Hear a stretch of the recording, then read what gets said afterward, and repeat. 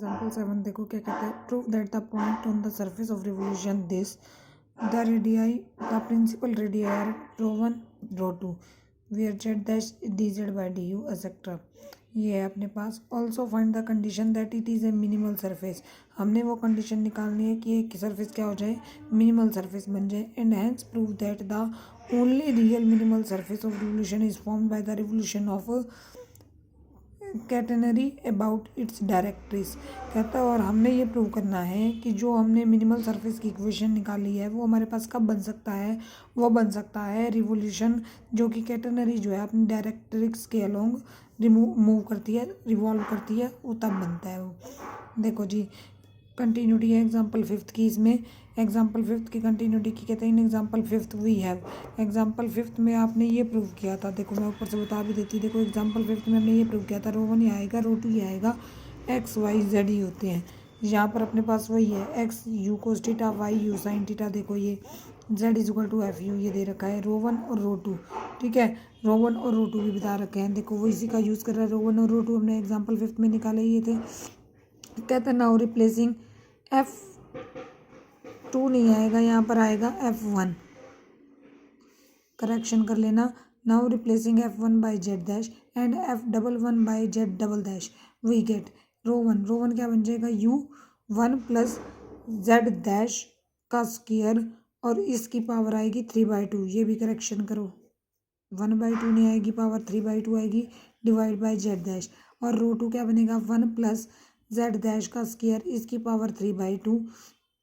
यह आएगा Z double dash, दोनों साइड पावर जो है वो 3/2 आएगी। देखो तो यहाँ पर करेक्शन करना 3/2 आएगा, यहाँ पर करेक्शन करनी है F1 आएगा।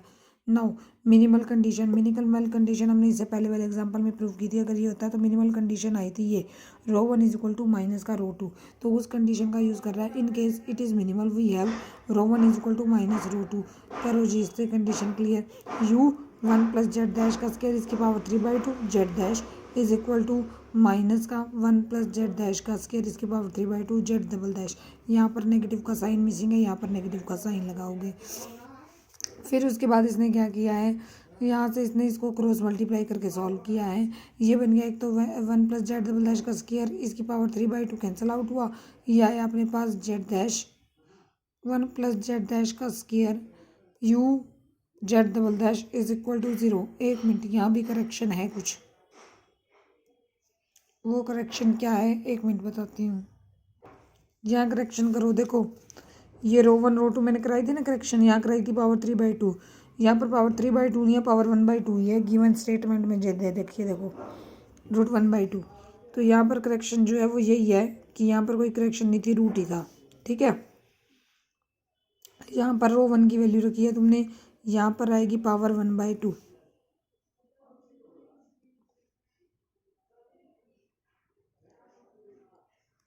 हो गया ठीक। फिर 1/2 कैंसिल आउट हो जाएगी, यहाँ पर 1 रह जाएगी, ये रह जाएगा। देखो u by Z dash is equal to minus 1 plus Z dash का square divide by Z double dash. ये रह गया। आप क्रॉस मल्टीप्लाई करो u जेड डबल डैश, इधर से आएगा जेड डैश इंटू में 1 प्लस जेड डैश का स्क्वायर, इसको इधर ले आए प्लस का साइन भी हो गया इज इक्वल टू 0। ये आई है तुम्हारी करेक्शन। यहाँ पर जो था, यहाँ पर 3/2 था, यहाँ पर 1/2 करना है, यहाँ पर कोई करेक्शन नहीं थी, यहाँ F1 था। ये आगे which is our required condition. एक तो हमें ये निकालनी थी कि फाइंड द मिनिमल सरफेस की कंडीशन निकालनी थी, तो ये आ गई मिनिमल सरफेस की कंडीशन। नाउ आगे हमने बताना था कि मिनिमल सरफेस तब बनेगा जब एक्सिस जो है वो रिवॉल्व होती है कैटेनरी एक्सिस अपनी डायरेक्ट्रिक्स के अलोंग।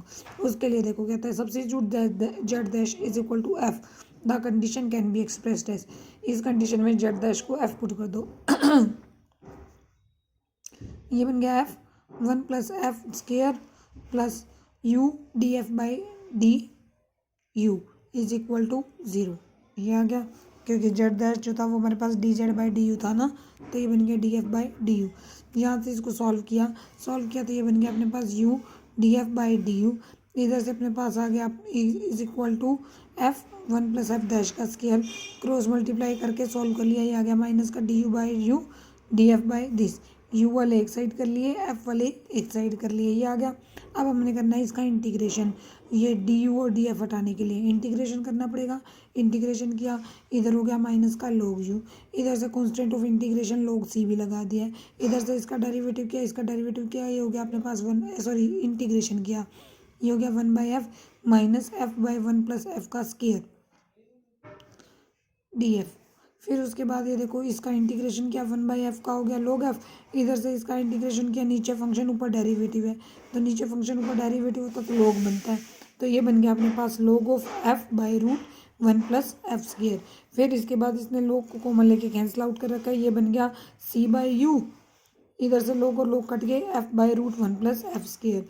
फिर इसके बाद इसको सॉल्व करके मल्टीप्लाई कर रखे, देखो uf divide by 1 plus F square is equal to C, यहाँ से स्केयरिंग करें, ये हो गया अपने पास F square U square minus C square is equal to C square. फिर इसके बाद नेक्स्ट स्टेप में देखो क्या किया, करली एफ बाय करली यू, करली एफ बाय करली यू क्यों क्या क्या क्या थे, करली एफ बाय करली यू था हमारे पास एफ, और एफ क्या था जेड डैश, जेड डैश अपने पास क्या आ गया c/√u square minus C square. ठीक है, यहाँ से वैल्यू निकाल रखी है, यहाँ से वैल्यू निकालोगे ना, यहाँ से एफ की वैल्यू क्या आ गई c/√u square minus C square, यहाँ से ये वैल्यू आ गई, तो अपने पास क्या वैल्यू आ गई, जेड डैश की वैल्यू आ गई c/√u माइनस सी स्केयर। तो यहाँ से इसने क्या किया, इसको सोल्व किया जेड डैश को, जेड डैश था हमारे पास D Z by D U, तो यहाँ से जेड डैश सॉल्व कर रहा है, जेड निकाल रहा है, जेड निकालने के लिए इंटीग्रेशन किया, इंटीग्रेशन करेंगे तो ये क्या बन जाएगा, जेड इज इक्वल टू सी, ये किसका फॉर्मूला था cos hyperbolic inverse you bye सी का। यहाँ से हमने यू की वैल्यू निकालनी है, तो यू की वैल्यू निकालनी है तो इसको नीचे ले आओ, Z by C, cos hyperbolic inverse को इधर ले आए, कोस हाइपरबोलिक हो गया, तो और सी को इधर ले गए, तो ये बच गया U is equal to C cos hyperbolic Z by C. फिर इसके बाद यू की वैल्यू हमारे पास क्या थी, √x² plus Y square is equal to C cos hyperbolic Z by C, ये आ गया अपने पास। ये आने के बाद देखो इसने क्या किया, कहता है which is the only minimal surface obtained by the revolution of this about the x axis. कहता है ये हमारे पास कब आई है, ये मिनिमल सरफेस की इक्वेशन जब एक्सिस जो है रिवॉल्व होती थी अबाउट एक्स एक्सिस या फिर अपनी डायरेक्ट स्केल होगी, यही प्रूव करना था हमें, पढ़ के देखना इस एग्जाम्पल में, कोई दिक्कत होगी तो फिर डिस्कस करना। नेक्स्ट कहता है the surface of revolution given by this x y और जेड दे रखे हैं is generated by revolving a catenary about its axis, ये जनरेट हो रहा है कि कैटेनरी अपने एक्सिस के अबाउट रिवॉल्व होती है तब। Prove that it is a minimal surface, हमने ये बताना है कि ये जो होगा मिनिमल सरफेस होगा, and also show that it is the only minimal surface of revolution, और हमने ये भी प्रूव करना है कि ये हमारे पास ओनली सरफेस ऑफ रिवोल्यूशन है, इसके अलावा कोई और मिनिमल सरफेस की इक्वेशन नहीं आएगी। तो देखो पिछले एग्जाम्पल का यूज़ करा, एग्जाम्पल 6 का, एग्जाम्पल 6 में हमने ये प्रूव किया था सरफेस यही गिवन था, तो वहाँ पर हमने रो1 निकाला था माइनस यू स्केयर बाय ए, रो2 निकाला था यू स्केयर बाय ए, यहाँ से हमारे पास ये आया था रो1 इज इक्वल टू माइनस रो2। फिर अब एग्जाम्पल पिछले वाला किया एग्जाम्पल 7, तो उसको हमने सॉल्व कर करके हम कहाँ तक पहुँचे थे, हम यहाँ तक पहुँच गए थे कि u हमारे पास किसके इक्वल आया, c cos hyperbolic Z by सी के, तो यहाँ पर u किसके इक्वल आ गया, a cos hyperbolic Z by A के। क्यों किया, क्योंकि वहाँ पर हमें c दे रखा था, यहाँ पर c की जगह a दे रखा है, तो ये आ गया जेड आ गया अपने पास a log एयर z is equal to a log u plus u square minus a square, तो यहाँ से सॉल्व करके ये आ गया a cos hyperbolic u by a, यही आई थी ना ऊपर भी। तो फिर ये आ गया this is the value of z satisfy u is equal to a cos hyperbolic Z by a which is given the surface of only minimal surface. कहता है ये इक्वेशन जो आई है हमारे पास ओनली मिनिमल सरफेस की इक्वेशन आई है, इसके अलावा और कोई मिनिमल सरफेस की इक्वेशन नहीं आएगी। एग्जाम्पल सारे सेम है इसमें, ठीक है, पिछले एग्जाम्पल्स का यूज़ हो रहा है, देखते चलो। कहता prove that the surface e की power z cos x is equal to cos y is minimal prove करना है, तो चलो मिनिमल की कंडीशन अपने पास होती है अपने EN minus 2FM plus GL, ठीक है, करा इसने द गिवन सर्फेसिस, ये सरफेस दे रखा है, यहाँ से ई की पावर जेड निकाली, ई की पावर जेड क्या आ गया कोस वाई बाय कोस एक्स। फिर इधर से इसने ई को रिमूव किया, ई को रिमूव करने के लिए लोग लेना पड़ेगा, तो लोग ले लिया, ये हो गया जेड लोग ये हो गया 1, यहाँ से आ गया लोग cos y by cos x, cos y by cos x क्या हो जाएगा, लोग कोस वाई माइनस लोग कोस एक्स। कहता है ना the equation of the surface is in Monge forms, Monge form में है। The position current point position r ले लिया, आर ले लिया, कोई करंट पॉइंट ले लिया हमने एक्स वाई जेड, आर उसका पोजीशन वेक्टर ले लिया, r is equal to x y z हो गया। एक्स वाई जेड होने के बाद इसका मतलब क्या हो गया, r is equal to x y और जेड की वैल्यू ये आ गई, ये पुट कर दी, लोग कोस वाई माइनस लोग कोस एक्स। अब हम निकालेंगे सारे मैग्नीट्यूड्स, फर्स्ट भी और सेकंड भी, e f g l m n h और टी निकालने हैं अपने को। तो आर वन निकाला, derivative with respect to x 1 0, यहाँ से आ गया अपने पास, इसका डेरिवेटिव करोगे तो माइनस का 1/कोस, कोस का हो जाएगा माइनस का साइन, तो क्या हो गया टेंजेंट एक्स। R2 निकाला, R2 derivative with respect to y 0 1, यहाँ से आ गया माइनस का tangent y. R11 derivative with respect to x 0 0 second square x. R12 derivative with respect to y 0 0 0। R22 derivative with respect to y 0 0 minus का second square y 0 0 minus का second square y. E क्या होता है R1 का square, F होता है R1 R2, जी होता है R2 का स्केयर। ये आ गया अपने पास ई एफ जी आने के बाद R1 क्रॉस R2 निकाला, R1 क्रॉस R2 निकालने के लिए इधर R1 की वैल्यू रखना, नीचे R2 की रखना और डिटर्मिनेंट की फॉर्म से सॉल्व करना, ये आ गया। फिर इसके बाद एन निकालना, एन होता है अपने पास R1 cross R2 by H, this divide by H, ये एन आ गया। अब सेकेंड मैग्नीट्यूड निकालते हैं हम, एल होता है अपने पास n into R11, n into में R11 ये रहा, ठीक है। ये 0 0 सेकेंड स्केयर एक्स, तो ये आ जाएगी second square x by h. M हो गया एन इंटू में R12 था 0, तो ये आ गया 0। एन होता है एन इंटू में R22, एन इंटू में R22 करोगे तो एन R22 है 0 0 माइनस का सेकेंड स्केयर वाई, तो यहाँ से आ जाएगा माइनस का second square y by h. Condition of minimal क्या होती है सरफेस की, वो होती है e n minus 2 FM plus g l is equal to 0। तो यहाँ पर ENFMGL इन सब की क्या रख दोगे, वैल्यू रख दोगे, तो किसकी इक्वेशन आ जाएगी, मिनिमल सरफेस की इक्वेशन आ जाएगी। Is that clear. नेक्स्ट कहता है calculate the first and second curvature of helicoid, helicoid की इक्वेशन दे दी, हेलिकोइड की इक्वेशन दी तो पहले तो आर बना लिया इसने, u cos v u sine v f u plus c v. कहता है and prove that the latter is constant along a helix. हमने बताना latter is constant, latter is constant का मतलब क्या होता है कि गॉसियन कर्वेचर के जो होगा वो क्या आएगा, 0 आएगा, ये प्रूव करना है। यू जब कॉन्स्टेंट ले लेंगे तो के की वैल्यू क्या आ जाएगी, 0 आ जाएगी, ये प्रूव करना है अपने को। R1 निकाला, R2 निकाला, ठीक है।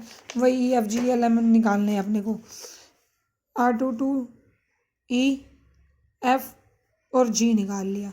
EFG आने के बाद R1 क्रॉस R2 की वैल्यू रखी है, क्रॉस प्रोडक्ट निकाला, एन क्या होता है R1 cross R2 by H LMN, ये सारा कुछ निकाला।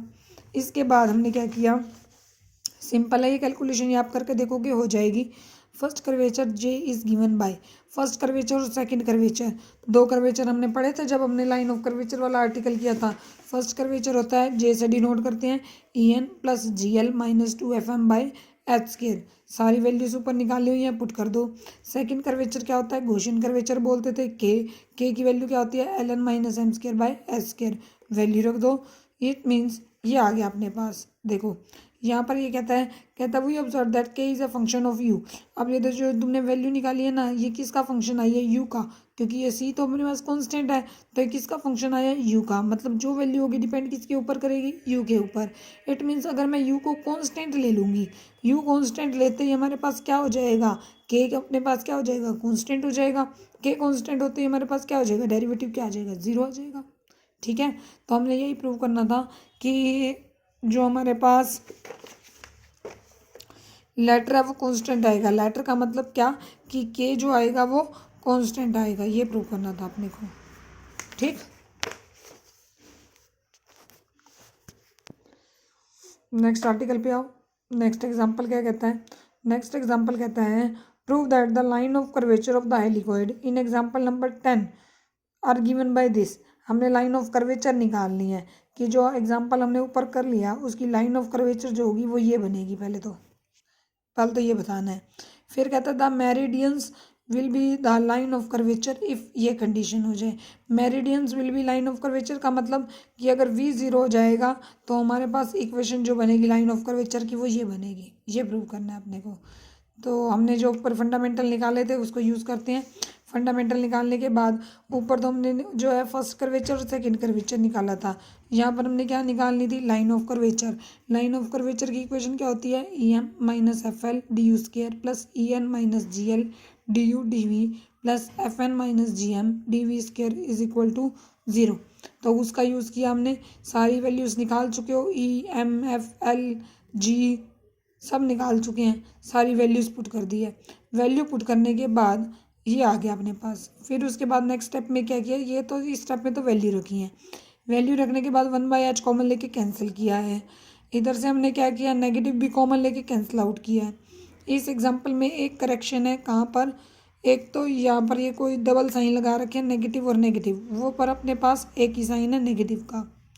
दूसरा हमारे पास क्या है, ये जो हमने वैल्यू रखी ना f n minus g m d v square के अंदर, तो एफ एन की वैल्यू रखी है। यहाँ पर करेक्शन करो, यहाँ पर इसने लिख रखा है यू स्क्र एफ वन का स्क्र, ठीक है, ये करेक्शन है, ये आएगा u square f one into में f one one plus g into में एम, जी इंटू में एम की वैल्यू है यू स्क्र प्लस का सी स्क्र, ठीक है, u square plus c square. तो ये करेक्शन कर लेना आप। कहता है नाउ, अब हमारे पास क्या कंडीशन लेकर चलनी है हमने, ये कंडीशन कि ये अगर जीरो हो जाए तो हमारे पास मेरिडियन जो होगा वो लाइन ऑफ कर्वेचर बनेगा, मतलब वी जो आएगा वो क्या आ जाएगा, ज़ीरो आ जाएगा। तो लेकर चलो ये कंडीशन जीरो, मतलब ये वाली वैल्यू ज़ीरो, मतलब यू ख़त्म, यू ख़त्म मतलब ये वाली टर्म बच जाएगी अपने पास। इन दोनों में से इसने क्या किया, डी वी ले लिया कॉमन, ये डी वी कॉमन ले लिया, अंदर वाली टर्म्स ये एज इट इज़ पड़ी हुई हैं। यहाँ करेक्शन कर लेना, यहाँ आएगा u square f one into में f one one, f one का स्क्वायर लिखा हुआ है, यहाँ आएगा एफ वन इंटू में f one one is equal to zero. यहाँ से या तो ये जीरो या ये वाली सारी टर्म ज़ीरो। अब ये वाली सारी टर्म ज़ीरो हो नहीं सकती, क्यों नहीं हो सकती, अगर ये वाली सारी टर्म ज़ीरो हो गई तो मतलब ये सारी वैल्यूज़ ज़ीरो, ये हम पहले ही लेकर चले हैं zero, means line of curvature क्या हो जाएगा, ज़ीरो। लाइन ऑफ कर्वेचर क्या हो गया, ज़ीरो, वो पॉसिबल नहीं है ना, लाइन ऑफ कर्वेचर जीरो होना नहीं, तो इसका मतलब डी वी क्या होगा, ज़ीरो, डी वी को ज़ीरो होना पड़ेगा, तो इसका मतलब वी को क्या होना पड़ेगा, कांस्टेंट। इट मीन्स क्या आ गया, line of meridians are line of curvature, meridians क्या बन जाएंगे, लाइन ऑफ कर्वेचर बन जाएंगे। वी हमारे पास क्या आ गया, कांस्टेंट आ गया, ठीक है, वी ज़ीरो या वी कांस्टेंट। नेक्स्ट एग्जांपल आप खुद करोगे ट्राई। कहता है at a point of the curve of intersection of the paraboloid x y is equal to c z दिया हुआ है एंड हाइपरबोलॉइड ये दिया हुआ है। The principal radii of curvature are given by this, हमने प्रिंसिपल रेडियाई ऑफ कर्वेचर निकालने की आएगी, ठीक है। यहाँ से सबसे पहले जेड की वैल्यू निकाल लेना, x y by c, x और वाई को इसने यू और वी की फॉर्म में ले रखा है। देखो पॉइंट हो जाएगा यू वी, जेड की वैल्यू आ गई है एक्स वाई बाई सी, मतलब यू वी बाय सी हो जाएगी। इसी तरीके से बन जाएगा u square plus v square minus का u square v square by c square plus c square is equal to zero. तो इसको इधर ले गया, ये इक्वेशन बन गई u square plus v square plus c square is equal to u square v square by c square. अब R1 भी निकालोगे, R2 भी निकालोगे, इज दैट क्लियर। R1 निकाला 1 0, यहाँ से डेरिवेटिव किया v बाय सी, ये हो गया 0 1 u बाय सी, ये डेरिवेटिव आ गए। R1 के R1 R2 आ गए। इसके बाद इसने निकाला है वही R11 R12 R22, निकालने के बाद सारी कैलकुलेशन बाकी सेम चल रही है, करेक्शन कहीं नहीं है इस एग्जांपल में। इस एग्जांपल में एक जगह करेक्शन यहाँ पर आएगी लास्ट जाकर, जहाँ पर इक्वेशन नंबर सेकंड लिखा हुआ है ना, एक तो यहाँ पर आएगा यू स्क्वायर की जगह पर यू की पावर 4, ठीक है, एक यहाँ पर आएगा, यहाँ पर सी स्क्वायर, बस बाकी कहीं करेक्शन नहीं है। बाकी एग्जांपल आप अपने आप खुद ट्राई करोगे। Is that clear. Next example देखो क्या कहता है, find the principal radii of surface a square x square is equal to z square into में x square plus y square at the point where x is equal to y is equal to z. ये condition है जहाँ पर x y और z equal होते हैं। ये example भी आप ट्राई करोगे, ये एग्जाम्पल भी आप खुद ट्राई करोगे। अब आपको एग्जाम्पल नंबर 13 तक खुद ट्राई करने हैं। नेक्स्ट हम करेंगे एग्जाम्पल नंबर 20 से स्टार्ट। Is that clear?